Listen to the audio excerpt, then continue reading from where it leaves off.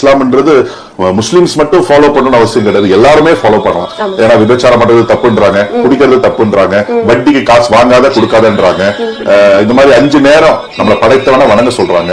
எதுவுமே தப்பு இல்லை, எல்லாருமே செய்ய வேண்டிய கொள்கைகள் தான் இஸ்லாம்ல இருக்கு.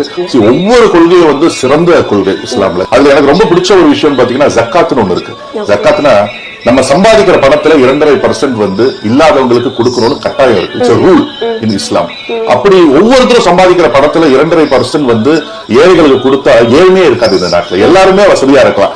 அதுதான் நபிகள் நாயகம் அந்த சட்டத்தை கொண்டு வந்தது. நான் கடைபிடிக்கிறேன், அதுல ரொம்ப ஸ்ட்ரிக்டா கடைபிடிக்கிறேன். எல்லாரும் கடைபிடிச்சாங்கன்னா ரொம்ப நல்லா இருக்கும்.